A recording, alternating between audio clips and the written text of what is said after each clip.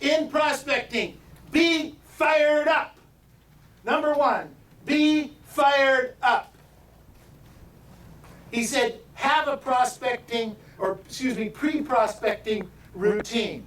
Review your goals. Review your business plan. Review your prospecting affirmations. Chant your scripts. Chant your objection handlers. Role play for ideal results before you get on the phone and you start calling. Now, let me ask you a question.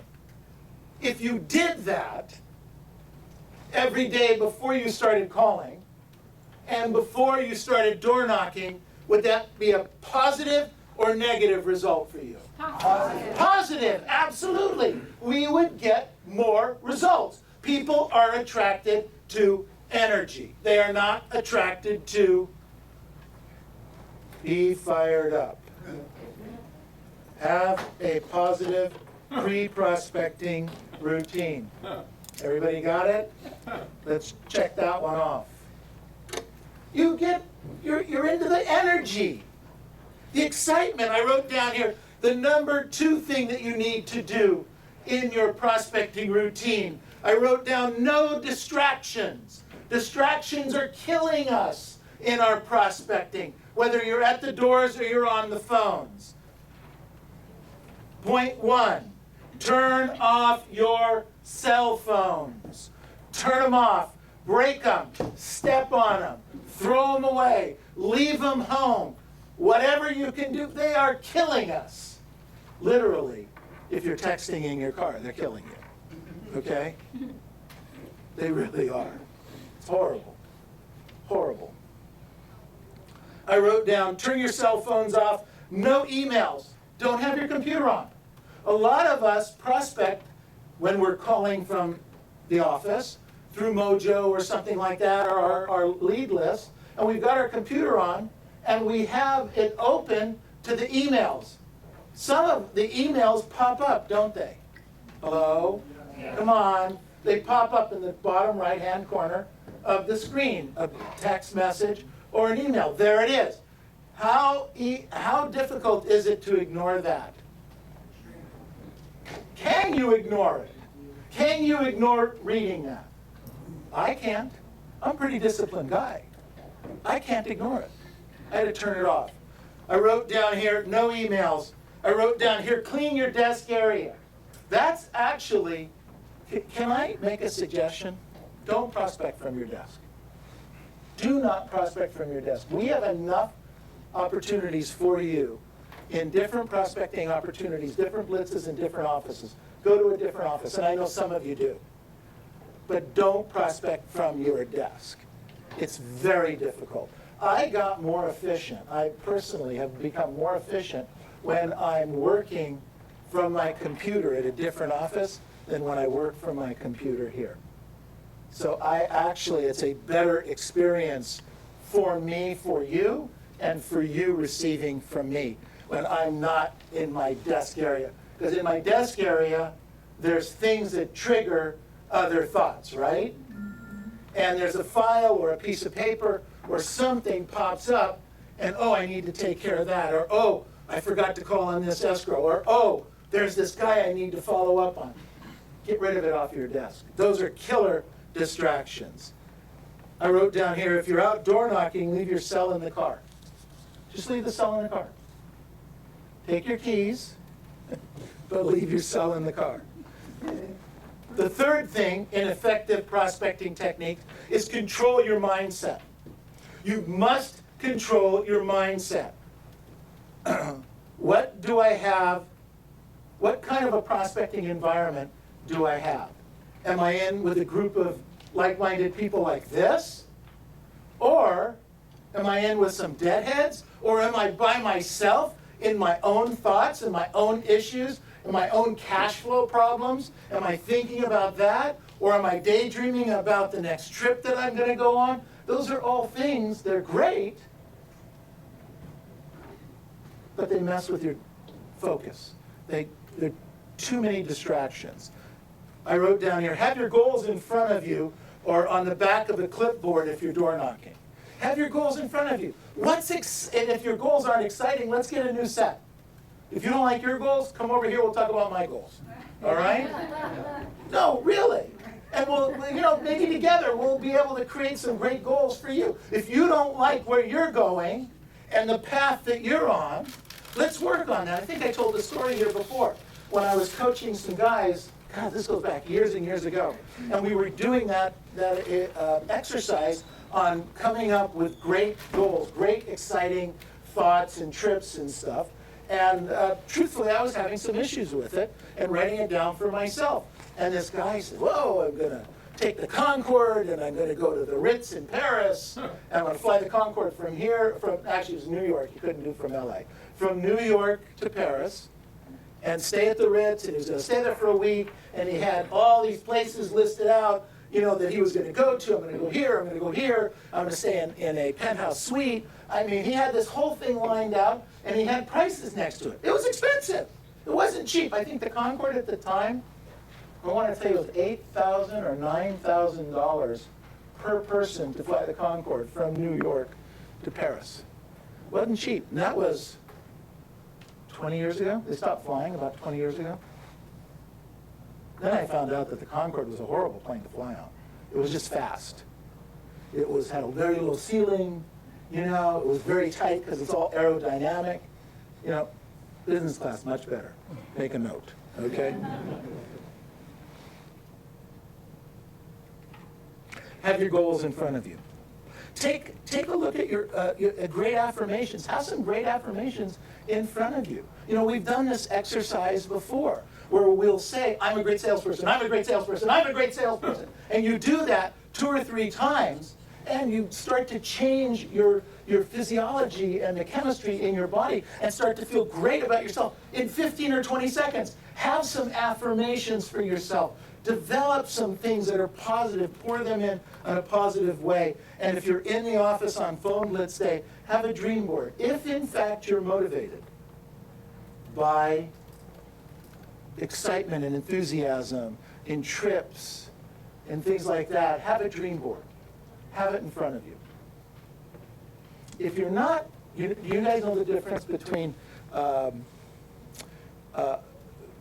pain motivated and pleasure motivated? Have we talked about that before? So I'm not going to go too deep in this, but we have people that are pleasure motivated, look at the dream board, and you got the skyscrapers, and I want the big house, and I want to have this diamond ring, and I want to wear this watch, and I want to have this nice suit. We have that's the toward pleasure. The people that are toward pain, people like myself, that their dream board doesn't excite them. If I see that I'm going to get a skyscraper in it, okay, but I don't feel like prospecting. Yeah, but I'm going to get the skyscraper. Yeah, but who cares? Do you ever feel that way sometimes? I had a great idea. I did this. I was doing this for one of my coaching clients years ago. I was going to say older gentleman. He was probably my age at the time. So, where I am today. Anyway, I was having trouble motivating him financially. And I said, what would be the worst picture you could imagine? The worst situation that you could imagine in your life? He says, for me and my wife to have to move in with our kids and them have to take care of us financially. Okay? That would be the absolute most horrible thing. I said, and I smiled. He says, why is that funny? I said, well, it gave me a great idea. So here's what we did. We went to his kid's house, and we got him a moving box like you got. We had a couple of these moving boxes. They were stacked up. And we took this picture of he and his wife moving into his kid's house. Went to his kid's house, we took this picture, right? And then we put this big circle around it with a line through it, and I kind of blew it up in an 8x10, and I put it in front of him, and I says, that's where you don't want to go. You better get off your tush and start prospecting. And every time he looked into, oh, shit, I don't want to go there. I got to get going here. Okay, it worked for him. Maybe it won't work for you. But what is it that pain or pleasure that's going to move you in terms of a dream world? That's exciting. And when you're prospecting, you need that stuff in front of you. Because what happens is when you prospect, You could be excited, you could be enthusiastic, you could be rah, rah, rah, rah, rah. Go, go, go, go, go for the first 5, 10, 15, 20 minutes. Then after that, what happens to your energy and your resolve over time? You start to lose it, right? It's just natural. So that's why we suggest do that for 50 minutes, then take a 10-minute break, pour something positive into your mind, get some water, some iced tea, perhaps some coffee. Don't follow up on your escrow. Don't check in on a transaction. Don't follow up on your voicemail. Don't look at your emails. Just focus on that. Pump yourself back up so that when you get back on the phone, you've looked at your goals, you've looked at your affirmations, you looked at your dream boards. Then you can get back on the phones and start at a higher level and work from there. Does that make sense? Yes. So you need to do that. You need to control your mindset. The fourth thing is you need to have energy and enthusiasm while prospecting. Energy and enthusiasm while prospecting. It's showtime. Write that down.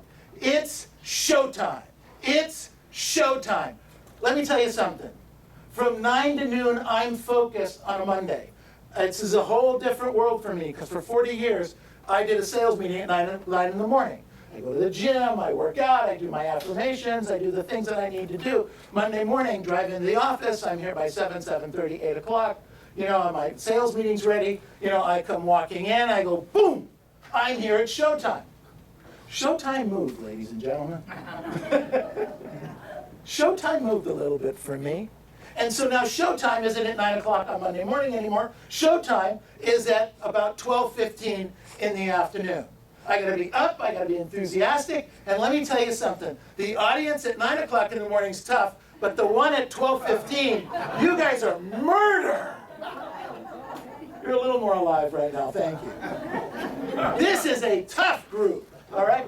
But I have to reach inside. I have to dig deep. It's got to come out. I have to have that energy. For me, this is showtime. It has to be showtime for you too. It's when you meet the public. It's when you do what you do best. You don't have to solve a problem. This is not where you deal with the escrow thing. This is not where you do the check-off list to make sure that your escrow's right and all the termites in and the lenders called, etc. This is not. This is where you meet the public. Energy sells. Energy is attractive. You have to have it. Take control. I wrote down here, they need me. You need me. I need you. When I say to you, I need your energy, I'm not kidding. I need it. I need you to give back to me. I need you to do these things like nod. I need you to do these things like smile. You don't have to do a lot else. But when you're sleeping out there, it's tough. You need to be on the top of your game, and you need to have fun. You need to be conversational, and you need to seem interested. You need to do that. I wrote down here number 5. Using discipline and controlling your time. You need to create a workable time on and time off. You are on now. This is showtime. You are in the prospecting mode. When you're not, you're not. Don't call a client back. Don't do a follow-up if you're not mentally in the moment. Don't do it. Sometimes you return phone calls in the car. That could be a kiss of death because you can't focus in on it. You're driving from here to there. If it's a touch base, if it's a let's get together at 4 o'clock, but if somebody wants to have a conversation or you sense there's a problem, either pull over, focus on the call, or tell them, look, you know what? This looks like it's going to take a little bit longer than I had intended. Let me call you back at 4 o'clock.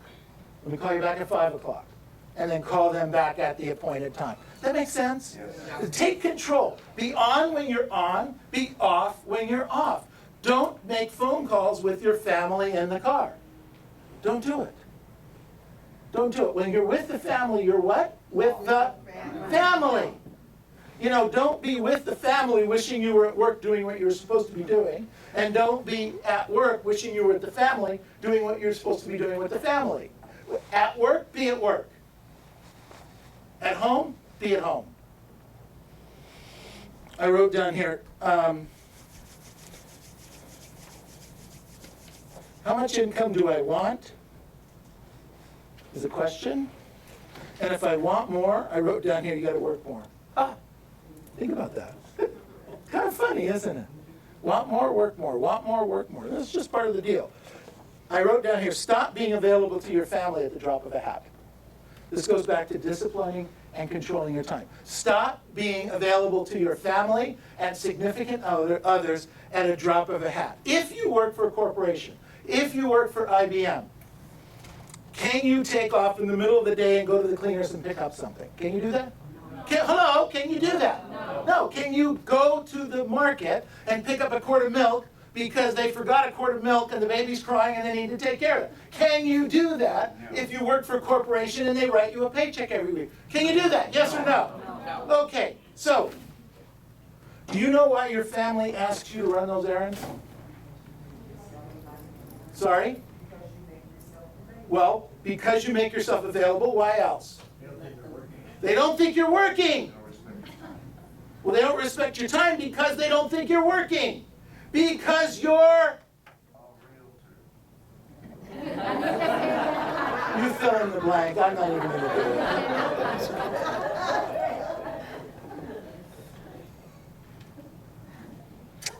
I wrote down here, do you know why your family asks you to run those errands? In my opinion, A, because they can and you allow it. That's A. Because they can and you allow it. Because they can and you allow it. They call you and they say, will you? And you say, I can't. I'll do it on my way home at 6 o'clock or in between appointments, but I can't do it now. I'm prospecting, I'm doing this, whatever it is. Now I get emergencies, I get there are exceptions. I get we have sick relatives. I get kids get sick. I get that. I got like a whole family of that, okay? I get that. But you've got to draw lines and boundaries as though you're working for a corporation. You have to. So that was number one, because they can and you allow it. Because I guarantee you, if you stop allowing it, if you say to them, look, I can't now, call me later, that's going to stop. Maybe after the second, third, or fourth one, but it's going to stop. The second one is, they know you're not doing what you're supposed to be doing anyway. They do! They know! They know it. And they know when you are. And they respect that too. They know when you're working, you're putting in your time, you're going on appointments, and you're getting some results, even if it's not exactly the results that you want or need, they know when you're working. They know when you're doing what you're supposed to be doing. They also know when you're not doing what you're supposed to be doing.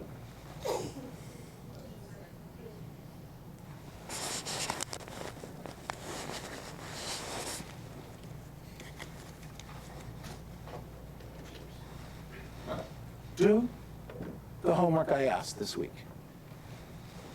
Do it because you have to do it. Do it because it's the best thing for you to do. Do it because you're going to make money because of this, whether it's going to be today, tomorrow, or the next day, or whether it's going to be a week or two from now. But talking to, getting your arms around your past client sphere. Talking to them, emailing them, mailing them on a regular basis going forward. Owning that database finally, once and for all in your career is going to make a giant difference in your business. Now let's go out and make the next 15 days the best 15 days of your career. Thank you.